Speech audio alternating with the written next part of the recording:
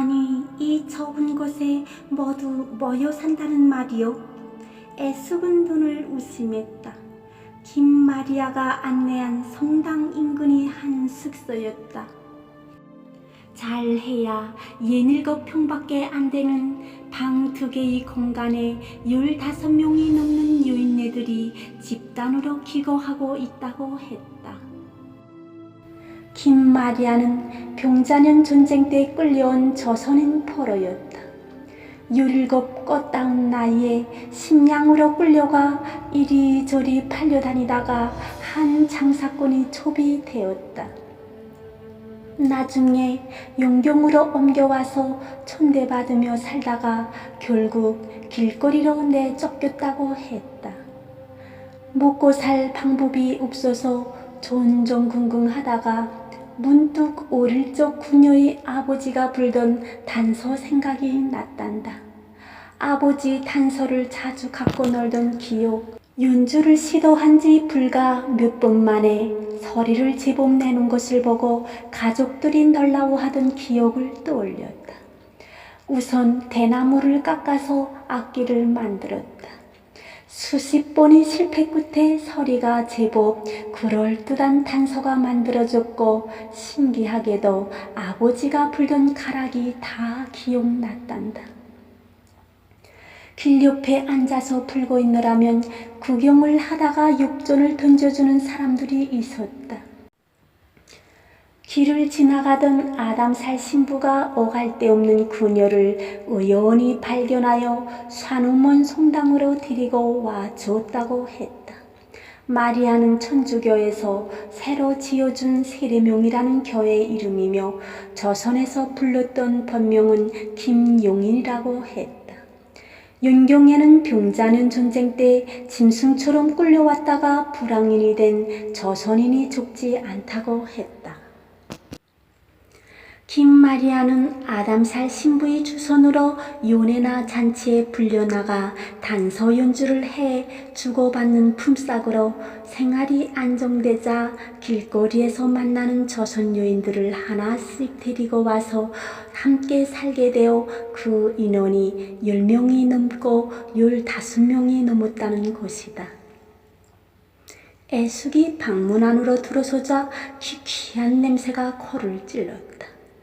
음식 냄새, 상한 기름 냄새, 골래 썩는 냄새가 뒤죽박죽이었다. 방에 웅크리고 있던 사람들이 하나둘 몸을 일으켰다. 건넌 방에서도 낯선 사람이 들어온 낌새를 느낀 대여섯 명이 몰려왔다. 김마리아가 창문에 쳐진 천을 걷어 젖히자 비로소 모여 앉은 유인네들의 모습이 드러났다. 남루한 옷차림에 먼저 놀랐고 그 표정에 담긴 절망의 빛깔에 다시 한번 놀랐다. 그녀들의 얼굴에는 단 한 줌의 희망도 보이지 않았다. 김마리아가 애숙을 소개했다. 여러분 모두 예를 갖추세요. 조선국의 우승공주 마마스입니다. 몇 해 전 총국 왕가로 시집을 오셨다고 합니다. 공주님이시라고요? 정말이옵니까? 여인네들이 화들짝 놀라 일제히 엎드렸다. 당황스러웠다. 애숙은 어찌할 바를 몰라서 한동안 우물쭈물했다. 그래, 나는 조선의 공주로 이 땅에 왔지. 편하게들 앉으십시오. 따지고 보면 여러분이나 나나 신세가 다를 바가 없습니다. 이럴 줄 알았으면 뭐든 먹을거리라도 마련해서 가지고 왔으면 좋았을 것 같다는 생각이 들었다. 여인들이 얼굴을 하나하나 바라보노라니 비록 초재하지만 바로 이런 얼굴들이 내 가족이고 이웃의 모습이지 싶은 마음이 났다. 그런데 여인네들 중 복면을 하듯 검은 천으로 얼굴을 감싸고 있는 여인 하나가 눈길을 사로잡았다. 저분은 왜 얼굴을 감추고 계시는가요? 김마리아가 전연한 낯빛으로 말했다. 그럴 만한 사정이 있답니다. 얼굴을 심하게 다쳤나요? 예. 어쩌다가 김마리아가 뭔가를 결심한 듯이 검은 손으로 얼굴을 싸매고 있는 여인에게 말했다. 윤도미니카, 공주님께 얼굴 보여드려요. 우리끼리는 다 알지만 공주님께서 아시는 것도 필요할지 모르잖아요. 얼굴을 감싼 천 사이로 눈만 반짝거리는 윤도미니카라고 불리는 여인은 망설였다. 김마리아가 재촉했다. 괜찮아요, 도미니카. 공주님이 같은 처지라고 하시잖아요. 여인은 마지못해 따르는 몸짓으로 얼굴에 감긴 검은 천을 천천히 풀었다. 드러난 그녀의 얼굴은 한마디로 처참했다. 화상을 입어 눈과 코, 입이 어디인지 모를 정도로 일그러져 있었다. 화상은 종수리까지 뻗치 올라 남자인지 여자인지조차 구분하지 못할 만큼 변형돼 있었다. 애숙은 현기증이 일어 잠시 몸이 흔들렸다. 온몸에서 뜨거운 땀이 솟았다. 곁에 있던 부술과 피양구는 도저히 못 보겠던지 고개를 아예 옆으로 꽂고 있었다. 어쩌다가 저렇게 심하게 다치셨나요? 무슨 큰 사고가 났었나요? 김마리아가 설명을 시작했다. 윤도미니카, 아니 윤미옥은 한양 동네에서도 알아주는 아주 예쁜 처자였답니다. 병자는 전쟁 때 끌고 온 발기근 부장이 첩으로 들어 앉혔는데 서방이 매일같이 미옥이 방만 찾아드는 바람에 본 마누라가 심하게 시샘을 했답니다. 얼마 후 남편이 남부지역 전투에 나갔다가 그만 전사를 하고 말았다지요. 그러자 범부인이라는 여자가 끓는 기름을 미옥이 얼굴에 들이붓는 끔찍한 만행을 저질렀답니다. 처음에는 죽은 줄 알고 내다버렸는데 어찌어찌 살아나게 되었다고 합니다. 방 안은 어느새 흐느끼는 소리로 가득 찼다. 처음 듣는 말이 아닐 터인데 다들 몸을 떨며 눈물을 쏟았다. 애숙도 조금은 경험한 끔찍한 고통이었다. 일부 다처제의 나라에서 포로로 잡혀와 좁사리를 하게 된 여인 윤미옥이 곤란히 가슴에 측측한 슬픔을 만들어내고 있었다.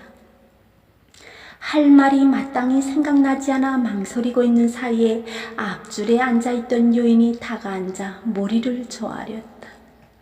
저는 한양에 살던 박윤심이라고 하옵니다. 죽기 전에 고향으로 돌아가는 것이 평생이 소원이옵나이다.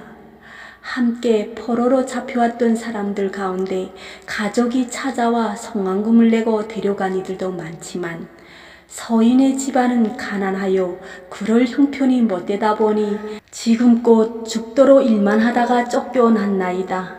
공주님께서 저희들이 조선으로 돌아갈 수 있도록 도와주실 수는 없으시겠는지요.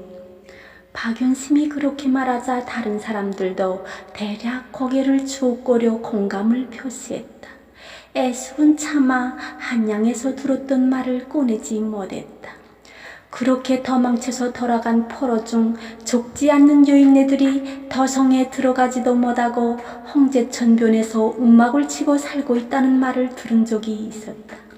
오랑캐에게 몸을 버렸으니 집안에 들일 수 없다는 완고한 사대부들이 반대가 심하다는 곳이었다. 쏟아지는 이연청문에 나란히마저 골머리를 앓는다는 말까지 들은 적이 있었다. 여기 다들 그러하신가요? 조선으로 돌아가는 게 소원이신가요? 애숙이 물었다. 그러자 일부가 뒤로 물러앉으며 도리질 쳤다. 몸과 마음이 다 망가졌는데 거기 돌아가선 뭐할까? 가족들이 이미 피눈물을 흘릴 만큼 흘렸을 것인데 죽었다 여기면 될 일을 또다시 찾아가서 그 가슴에 칼질한들 뭐가 좋을 것인가 이 말이지. 누군가가 녹두리처럼 그렇게 말했다. 김마리아가 나섰다. 평소에 하는 말을 들어보면 아마도 10명가량은 돌아가고 싶어 하고 나머지는 원치 않는 것 같습니다. 애숙이 자리에서 일어서며 말했다. 나이 형편도 넉넉치는 않으나 어떻게든 더울 방도가 있는지 알아볼 터이니 그리 알고 기다려주세요. 여러분들을 만나니 내 처지가 더욱 또렷해지는 것 같네요. 마차가 기다리는 성당 입구 쪽으로 오면서 애숙이 김마리아에게 물었다. 베이하이에서 연주하는 것을 볼 적부터 물어보고 싶었어요. 굳이 한복을 입으셨더군요. 글쎄요, 저도 모르겠습니다. 한복을 입고 연주를 해야 조선민요 가락이 제대로 나옵니다. 그렇지 않고서는 그게 안 돼요. 참 얄궂은 일이지요. 애숙이 마차에 오르면서 말했다. 조선으로 돌아가고 싶어하는 여인들에게 필요한 것이 아마도 요비일 것인데 내가 좀 마련해 볼게요. 충분하게 만들 수는 없을 것이나 얼마가는 준비가 될 겁니다. 다시 연락할게요. 혹여 보름이 지나도록 댁에서 소식이 없으면 왕부고리에 있는 안친망부를 찾아오세요. 김마리아가 두 손을 앞에다 모으고 허리를 깊이 굽혔다. 알겠사옵니다. 공주마마께서 이렇게 찾아주시니 너무나 감사하옵니다. 먼 길 잘 살펴가시옵소서. 그녀의 마지막 전대호 속에 담긴 떨리는 진심이 오래도록 가슴에 남았다.